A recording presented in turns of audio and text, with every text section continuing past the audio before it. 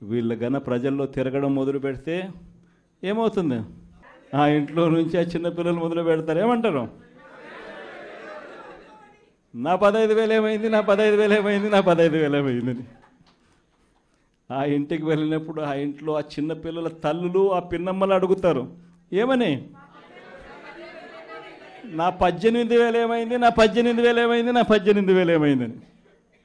ఆ ఇళ్ళకు పోతే ఆ అమ్మలు, ఆ పిన్నమ్మల అత్తలు, వాళ్ళ అమ్మలు వాళ్ళేమడుగుతారు? మాకు 50 ఏళ్ళ వయసు వచ్చింది, మాకు 50 ఏళ్ళ వయసు వస్తూనే మీరేమన్నారు? మా 48,000 ఏమైంది, మా 48,000 ఏమైంది, మా 48,000 ఏమైంది అని అడుగుతారు. ఆ ఇళ్ళకు పోయినప్పుడు ఆ రైతులు ఏమడుగుతారు? మా 20,000 ఏమైంది, మా 20,000 ఏమైంది, మా 20,000 ఏమైంది అని అడుగుతారు. ఆ ఇళ్ళల్లో నుంచి ఆ 20 ఏళ్ళ పిల్లాడు, ఆ పిల్లాడు ఉద్యోగం ఎతుకుతా ఉన్న 20 ఏళ్ళ పిల్లాడు ఏమంటాడు? నా 36,000 ఏమైంది, నా 36,000 ఏమైంది, నా 36,000 ఏమైంది అని. ఇలా చంద్రబాబు నాయుడు గారిని, ఆయన కూటమిని, ఆయన నాయకులను, ఆయన కార్యకర్తలను ఏ ఒక్కరూ కూడా ఇళ్ళకు వెళ్ళి, గ్రామాలకు వెళ్ళి, ఇళ్ళకు వెళ్ళి ఎవరిని కూడా వీళ్ళు కనీసం పలకరించే పరిస్థితి కూడా లేదు.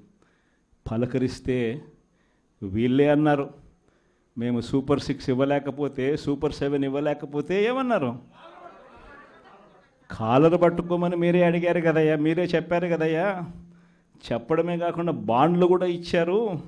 ఇదిగో బాండు, రాసుకో బాండు, ఇదిగో మీ దగ్గర పెట్టుకోండి అని బాండ్లు కూడా ఇచ్చినారు. బాబు షూరిటీ,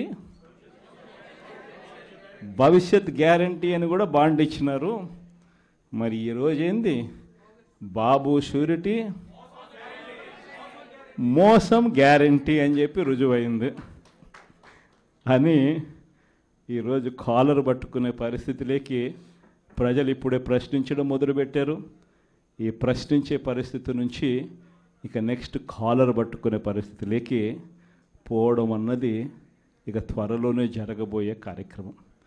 నేను ఇవాళ మీ అందరికీ కూడా ఈ విషయాలన్నీ ఎందుకు చెప్తున్నానంటే, అన్ని రకాలుగా ఈ ప్రభుత్వం ఫెయిల్ అయిపోయింది. ఈరోజు ఈ ప్రభుత్వంలో జరుగుతూ ఉన్నది ఏమిటి అని అంటే, స్కాములు తప్ప ఇంకా ఏమీ జరగడంలో. ఈరోజు రాష్ట్రంలో ఒక ముఖ్యమంత్రిగా ఒక పాలన సాగించేటప్పుడు, ఒక పార్టీ అధికారంలో ఉండి పాలన సాగించేటప్పుడు ప్రతి పార్టీకి కానీ, లేకపోతే ప్రతి ముఖ్యమంత్రికి కానీ, ఆ ప్రతి నాయకుడికి కానీ, ఆ పార్టీకి సంబంధించిన ప్రతి నాయకుడికి కానీ ఏమనిపించాలి? అదిగో మా నాయకుడు, కాలర్ ఎగరేసుకొని చెప్తున్నాం, తన పలానా వాడు మా నాయకుడు అని చెప్పుకునే పరిస్థితి ఉండాలని ప్రతి నాయకుడు అనుకుంటాడు. ఈరోజు పరిస్థితి ఏమిటి? ఎందుకు వీళ్ళంతా అధికారంలో ఉన్నారు అని అంటే వీళ్ళకే తెలియదు ఎందుకు అధికారంలో ఉన్నారని. ఒకే ఒక కారణం వీళ్ళంతా అధికారంలో ఉండడానికి, అది దోచుకోవడం, దోచుకున్నది పంచుకొని తినుకోవడం. ఇది తప్ప ఇంకేమైనా కనిపిస్తూ ఉందా? ఈరోజు లిక్కర్ స్కామ్, మద్యం స్కామ్, ఇసుక స్కామ్, ఈరోజు నియోజకవర్గంలో ఏమి జరగాలన్నా, మైనింగ్ జరగాలన్నా, నియోజకవర్గంలో ఫ్యాక్టరీ నడపాలన్నా, ఈరోజు ఏది జరగాలన్నా ఎమ్మెల్యేకి ఆయనకి ఎంత ఇవ్వాలా, ఎమ్మెల్యే చంద్రబాబు నాయుడు గారికి ఎంత ఇవ్వాలా. ప్రతి విషయంలోనూ స్కామ్. నియోజకవర్గంలో యథేచ్ఛగా మన కళ్ళ ముందటనే పేకాట క్లబ్బులు జరుగుతూ ఉన్నాయి. యథేచ్ఛగా ఇవన్నీ జరుగుతూ ఉన్నాయి మన కళ్ళ ఎదుట. ప్రశ్నించే స్వరం ఎవరైనా ప్రశ్నిస్తే ప్రశ్నిస్తారేమో అని, ప్రశ్నించకూడదు అని ఏకంగా చిన్నపిల్లలను కూడా చూడుకోకుండా వాళ్ళందరినీ సోషల్ మీడియా కింద 111 సెక్షన్ పెట్టి, అంటే ఆర్గనైజ్డ్ క్రైమ్ అంట.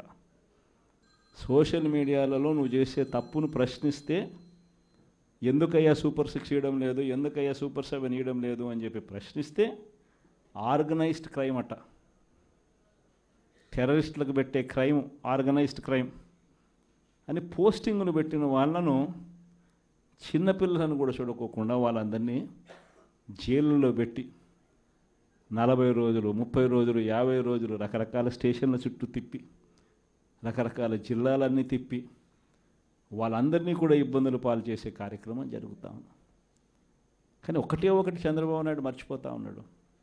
ఎప్పుడైనా కూడా మంచి పేరు తెచ్చుకొని ప్రజల్లో పాలన సాగిస్తే ప్రజలు మళ్ళీ ఎన్నుకుంటారు. కానీ ఈ మాదిరిగా పదవిని దుర్వినియోగం చేసి ఈ మాదిరిగా చేయడం మొదలు పెడితే ఇదే చంద్రబాబు నాయుడు గారికి వైఎస్ఆర్ కాంగ్రెస్ పార్టీకి చెందిన ప్రతి కార్యకర్త తరపున చెప్తా ఉన్నా, నెక్స్ట్ వచ్చేది వైఎస్ఆర్సీపీ 2, జగన్ 2 పాలన వస్తుంది.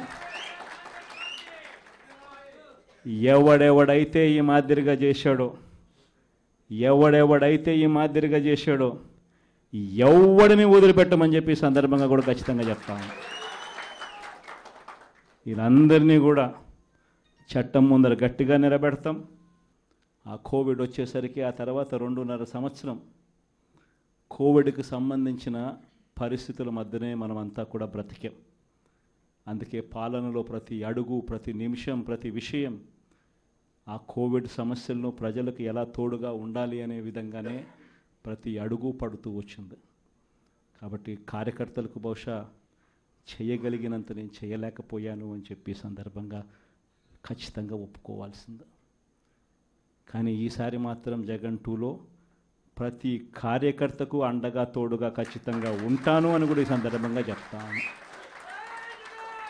ఈసారి జగన్ 2లో ప్రజలకు తోడుగా ఉంటూనే మరోవైపున కార్యకర్తలకు కూడా అండగా, వాళ్ళ ఇంటికి పెద్దన్నగా, వాళ్లకు తోడుగా ఖచ్చితంగా ఉంటానని సందర్భంగా ఖచ్చితంగా చెప్తాను. వీళ్ళు దిక్కుమాలిన పాలనలో ఏ మాదిరిగా పాలన చేస్తూ ఉన్నారో కూడా మనమంతా చూసాం. మన తిరుపతి మీ అందరికీ కనిపించుంటుంది.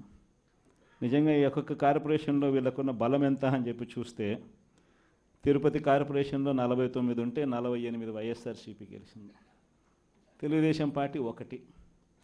ఆ 1 గెలిచిన చోట డిప్యూటీ మేయర్ వాళ్ళ మనిషి అని చెప్పి వాళ్ళు చాలా ఏదో గొప్ప కార్యము, ఘనకార్యము చేసినట్టుగా వాళ్ళు చెప్పుకుంటా ఉన్నారు.